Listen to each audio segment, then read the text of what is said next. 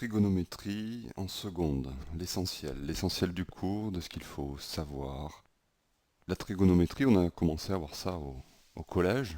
On a vu le lien qu'il pouvait y avoir dans un triangle rectangle entre les longueurs des côtés et un angle d'un triangle rectangle. Ou plus exactement, le lien entre deux côtés et un de ces angles. Et en plus, on l'exprimait en degrés. Alors nous allons voir des angles exprimés en radians et on va introduire le cercle trigonométrique. Le cercle trigonométrique, donc ici on a un repère orthonormé, OIJ. L'unité est donc OI, que l'on retrouve sur OJ. On peut tracer un cercle de rayon 1. Et ce cercle, c'est le cercle de rayon 1 et de centre O, origine du repère. C'est ce qu'on appelle le cercle trigonométrique. Imaginons que l'on ait une corde ici, qui est attachée au point I, et qui est l'origine du repère sur cet axe, qu'il y ait un sens positif, c'est-à-dire si on tourne dans ce sens, c'est le sens positif, et si on tourne dans le sens inverse, ça sera le sens négatif. En tournant, on va en fait enrouler ce fil sur le cercle. Et on va regarder où se positionne le X, ce point qui est sur la corde. Donc on enroule, il se met là. Donc en fait, si la longueur ici de cet arc, c'est X, et c'est la longueur donc de cet arc de cercle qui a pour rayon 1, et le périmètre d'un cercle de rayon 1, c'est quoi? Ben, c'est 2π. Donc un tour entier, ça va être 2π. Donc je rappelle, ici, l'arc, cet arc, vaut x. Si on fait un tour de plus, eh bien on a x plus 2π.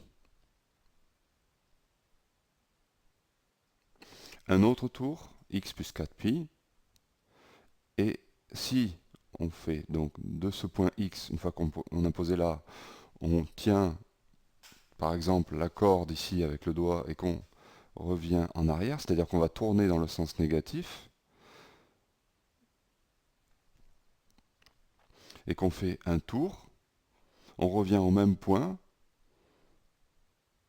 et la valeur c'est x moins 2π, puisqu'on a fait un tour, mais dans l'autre sens. Donc il y a cette idée de sens, de parcours du cercle. Soit on fait un tour dans le sens positif, soit on fait un tour dans le sens négatif. Donc ceci c'est important. On verra pourquoi après. Donc en fait, on peut faire un certain nombre de tours dans le sens positif ou dans le sens négatif. Donc ce que je note ici, c'est la valeur de cet arc, c'est x plus un certain nombre de tours, k étant un entier relatif, puisque le certain nombre de tours peut être dans le sens positif ou dans le sens négatif. C'est ce qu'on dit, cette mesure, donc la mesure de cet arc, est à 2π près. 2π près. On dit aussi modulo 2π.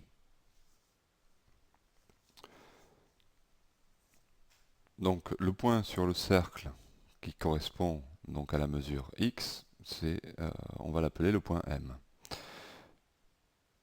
Donc la distance, la longueur de l'arc IM, c'est x. Et l'angle OIM a pour mesure donc x. Et c'est la mesure en radians de l'angle. Donc la mesure en radians d'un angle correspond en fait à la longueur de l'arc de cercle, du cercle trigonométrique de rayon 1. Donc en fait, on aura des valeurs différentes que les valeurs en degrés. Mais ça, on le savait déjà. Hein. Et donc là, l'angle 360 degrés, donc c'est un tour, on a vu que ça correspondait à 2π, qui est en fait la circonférence du cercle trigonométrique. Voyons quelques valeurs particulières. L'unité, le point 1, ben, il tomberait par là. Si on mettait plus pi sur 2, moins pi sur 2, sens négatif, on aurait, donc le plus pi sur 2 tomberait ici, le pi là, ce qui correspond à un demi-tour. La moitié de 2pi, c'est bien ça. Là, c'est un quart de tour. Le quart de 2pi, c'est pi sur 2, et etc. Et 2pi ici. De la même façon, dans l'autre sens, donc on aurait moins 2pi, qui correspond à notre 3pi sur 2, moins pi, qui est pareil que pi, moins 3pi sur 2, moins 2pi. Donc, je répète, on l'avait vu déjà tout à l'heure, mais tous les points sur le cercle ont différentes valeurs de mesure.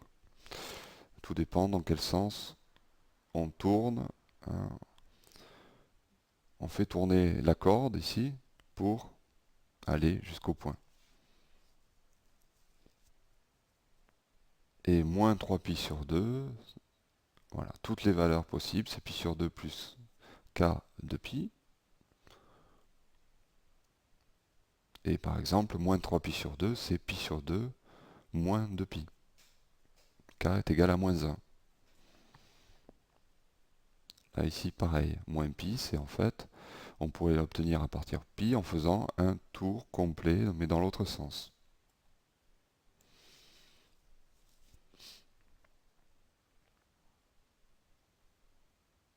Donc chaque point, attention, est associé à une infinité de mesures possibles de l'angle. À plus qu'à pi près.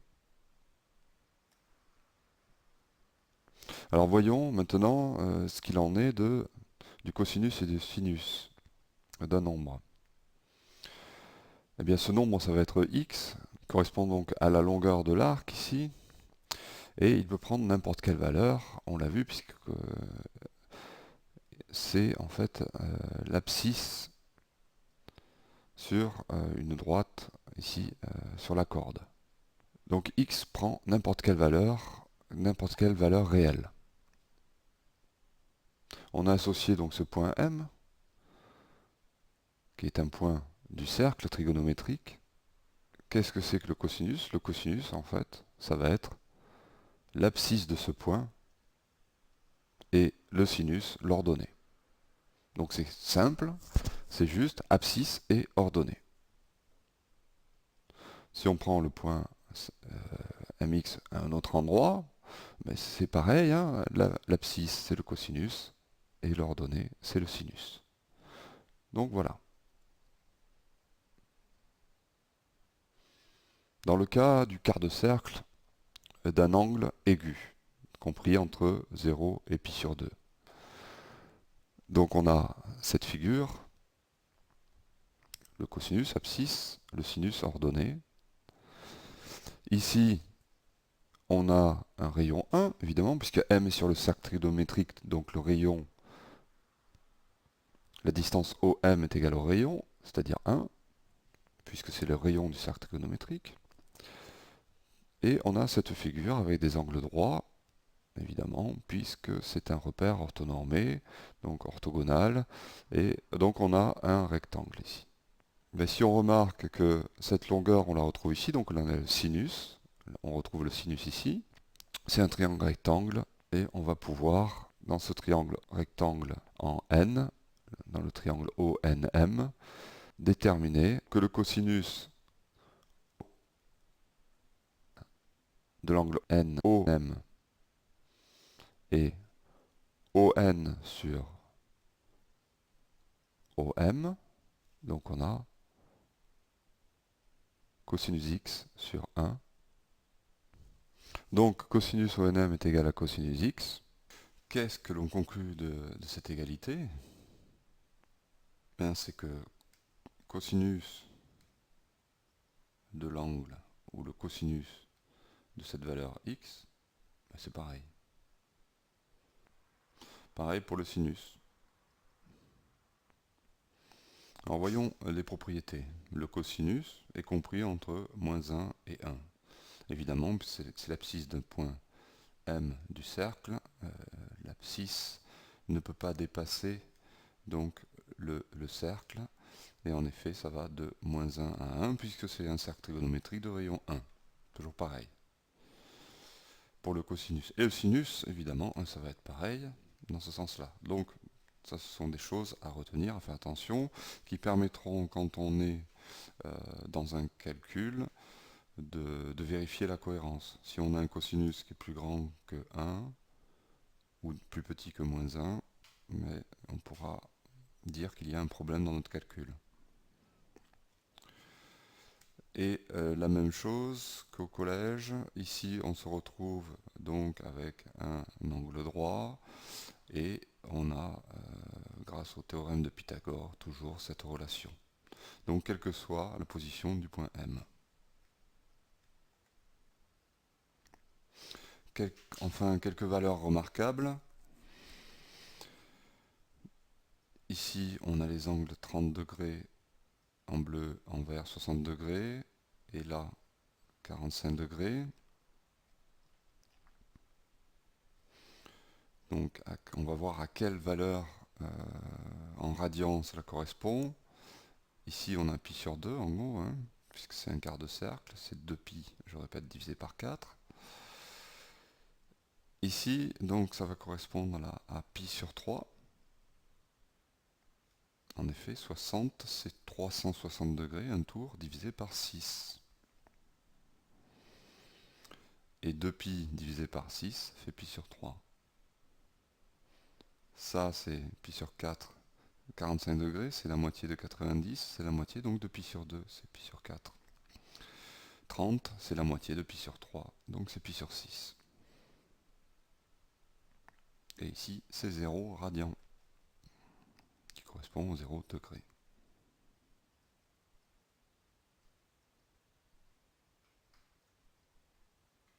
Donc voilà. Maintenant, il s'agit des valeurs remarquables. Ça va être quelles sont les valeurs des sinus et des cosinus. Cosinus abscisse, je répète, sinus ici. Eh bien c'est simple, on va tracer donc les parallèles aux axes des ordonnées et aux axes des abscisses pour avoir ici les ordonnées et là les abscisses, donc les cosinus et les sinus. Dans l'ordre, on écrit 1, 2, 3, 1, 2, 3. Donc on part du 0, 1, 2, 3, 0, 1, 2, 3. On prend les racines des deux côtés, et on divise par 2. Et qu'est-ce qu'on a? On obtient, bien sûr, racine de 1 c'est 1, et on obtient comme ça les valeurs correspondant, les valeurs remarquables correspondantes pour les cosinus, ici, et les sinus de ce côté.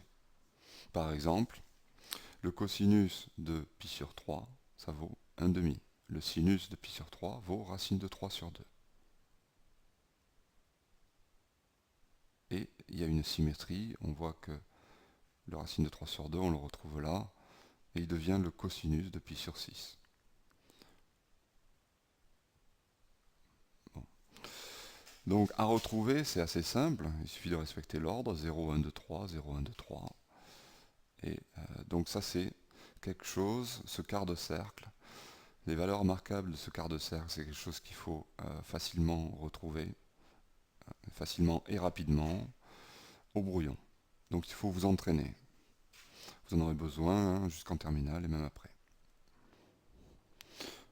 Donc pour résumer, dans cette leçon, on retiendra quoi? On retiendra qu'il faut donc ce que c'est qu'un cercle, le cercle trigonométrique, le cercle de centre O et de rayon 1, que un point sur ce cercle, à ce point correspond plusieurs valeurs de x, et exprimées en radians, et ceci à k tours près.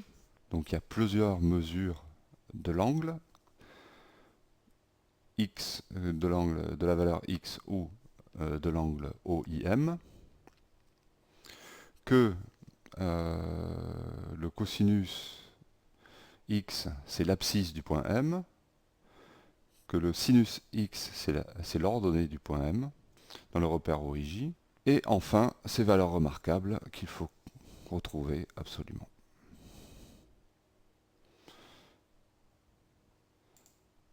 Rendez-vous à la vidéo sur le savoir-faire et rédiger, c'est-à-dire les exercices, les méthodes et la rédaction.